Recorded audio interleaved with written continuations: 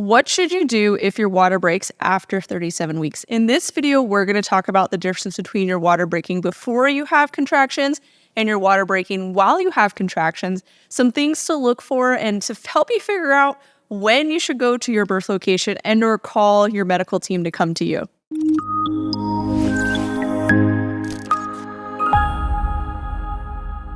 Hey, my name is Gina. I'm a perinatal fitness trainer and birth doula and the founder of Mama Stay Fit.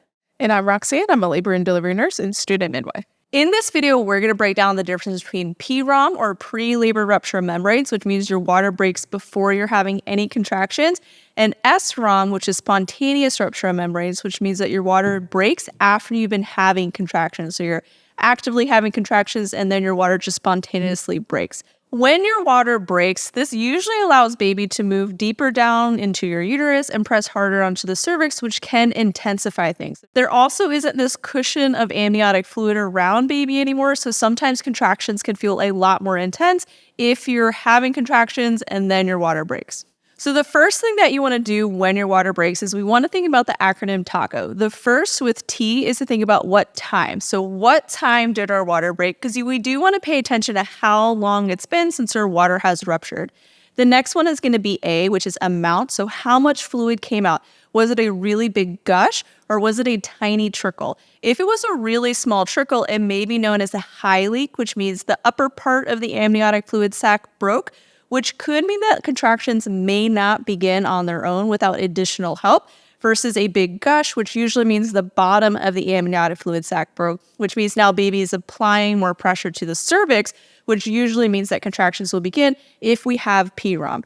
If you have SROM, where your water breaks while you're having contractions and it's a big gush, usually contractions will intensify a lot because now baby is able to apply a lot more pressure to your cervix. Another reason that you might notice that either you have a slow trickle of fluid or you have a little bit of a gush and then it doesn't really increase after that or potentially decreases, your amniotic sac has two layers, the amnion and the chorion. And sometimes during labor, usually both of them will rupture at the same time when your water breaks. But sometimes they can separate a little bit and fluid can get between the two layers and just one of the layers can rupture and the other one is still fully intact. But if you go to the hospital and they check to see if your water broke, it will test positive because it did partially break, but the rest of the bag is still fully intact. So they might check your cervix and be like, I can still feel a full bag. And that could be because it was a high leak. So again, the amniotic sac ruptured at the very top and the bottom is still fully intact. Or it could be because one of the layers ruptured, but not the second layer. So both of those reasons would be reasons that your contractions may potentially not increase after your water broke, and you may need some assistance. But knowing that there's different ways that your bag can break can be helpful.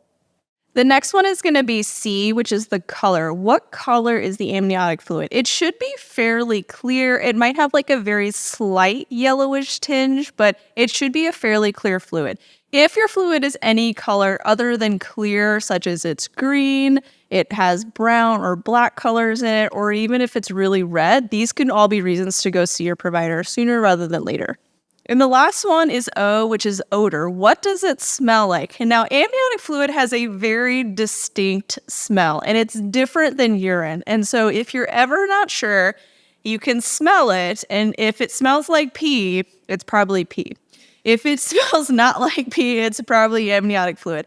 I would almost describe it as like this salty, musty, sweet smell, which is a lot of descriptions. It's a lot of smells.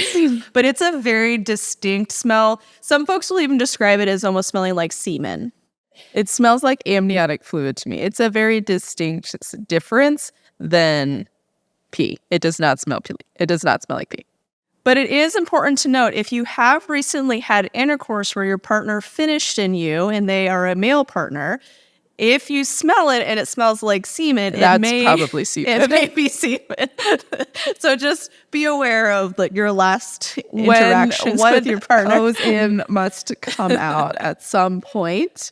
It may not happen always immediately, especially during pregnancy. It might occur a couple hours later. So if 6 hours later or 12 hours later you feel a gush, It may not be your fluid. So putting a pad on is usually what I recommend. And if you saturate that pad pretty quickly, there's not that much semen that comes out. Like, it's just not possible to saturate an entire pad with semen. It's probably your amniotic fluid. So as a refresher, the acronym is TACO. What time did your water break? How much fluid came out? What color is it? And does it have a smell? And if so, what is that smell? So the main reasons that we would recommend probably going to see your provider sooner rather than later, if it's been a long time since your water has broken, if it's a color other than clear, such as it's brown, it's green, or it has a lot of red or blood-like substance in it, and then if it has a really foul smell to it, that's kind of like infection. There's a difference between like the musty smell of amniotic fluid, the smell of urine, and then the smell of something is infected. So if it doesn't smell good, that would probably be a reason to go in as well.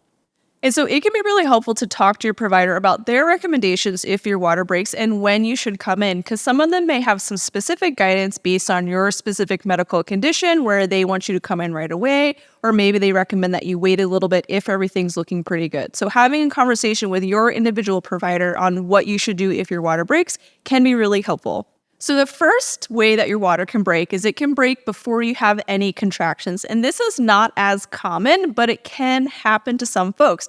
And so if your water breaks and you're not having any contractions, the first thing that you want to do is, again, annotate TACO. What time is it? How much fluid came out? What color is it? And what does it smell like? Does it smell like amniotic fluid? And once you smell it, you will never forget the smell of it, I promise. So first, let's start with what you should do if you're having contractions and your water breaks and you're still at home. Usually at this point, I recommend probably just heading to your birth location because things are probably going to intensify at this point, and you're probably getting a little bit closer to meeting your baby. And so it probably would be a good idea to start to head in at this point. You will likely be admitted because your water has ruptured. With SROM, you can wait a little bit to see if they intensify. And if they don't intensify immediately, you can take your time to get ready and go to the hospital if you wanted to labor at home for as long as possible. But usually it is a sign if you were actively contracting pretty regularly, and then once it ruptures, it intensifies, likely baby is going to be here soon. It's better to be at your birth location, your intended birth location, rather than in your car, on the side of the road, or at a gas station on your way to your intended birth location. The next way that your water can break will be PROM. So this is where your water breaks before you have any contractions.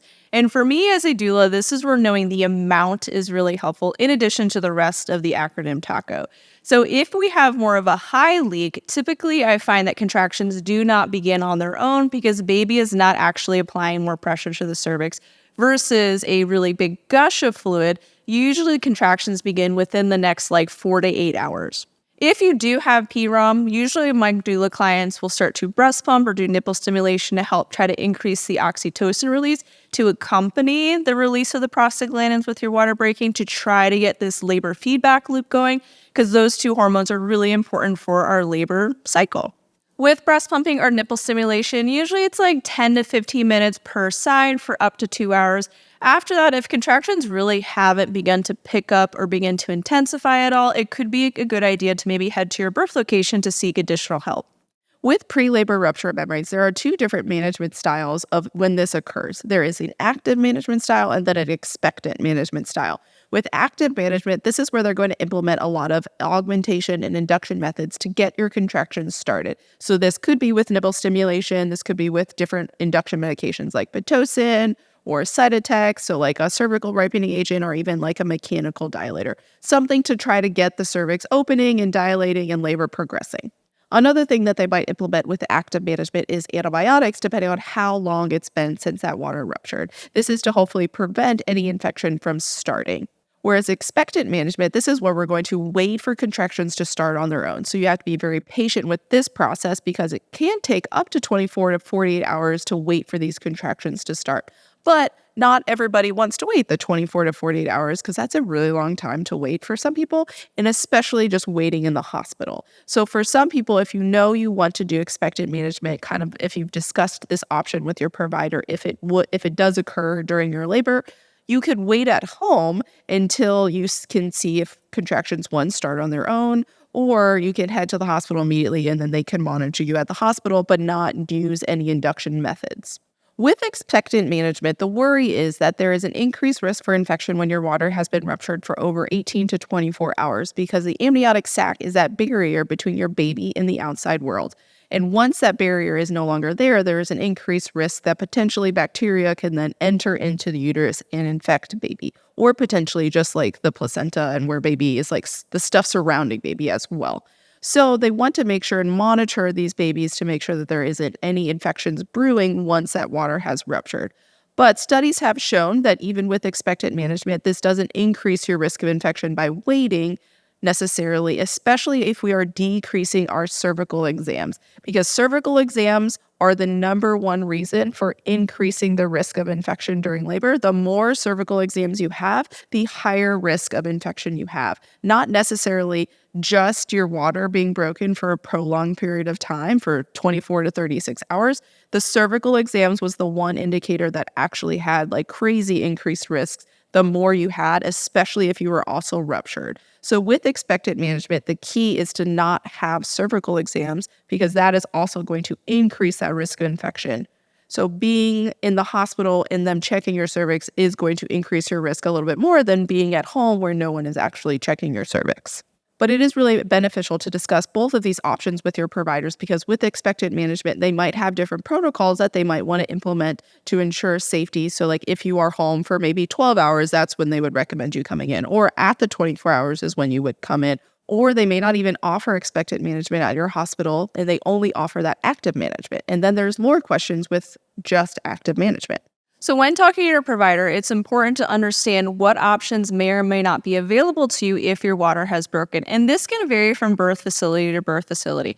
Some facilities won't let you get into the tub if your water is broken. Some clinics may not offer like a Foley bulb or cytotech or cervical ripening agent if your water has broken. So just understanding what the limitations at your specific clinic are can help you understand what your options are when it comes to birth. So hopefully this video was helpful for you to understand what to do if your water breaks. If you have pre-labor rupture membranes where your water breaks before contractions begin, or SROM or spontaneous rupture membranes where your water breaks during contractions, each of those may kind of encourage you to head to your birth location at a different time depending on the circumstances. But we do want to remember TACO, so what time did our water break, how much fluid came out or the amount of fluid, what color is it, and what is the odor of it, because this will help you give a good clue of whether you should expedite your journey to your birth location or maybe if you have more time to spend at home. So if you want to learn more about your birth options and what to expect during labor, join our online childbirth education course. We break down the science of birth so that you can understand what is going on. Birth is a really magical event, but it doesn't have to be completely mysterious. There's a lot of things that we can explain with science when it comes to our birth experience. And when you understand what is happening, it makes birth a lot less scary. So check out our online course at mamasafeit.com/childbirth. And you can use code YouTube10 to get 10% off our online program. In addition, you can bundle it with our prenatal fitness programs and our Pellet for Prep for Birth program to save an additional 15% off. So thanks so much for watching. We'll catch you next time.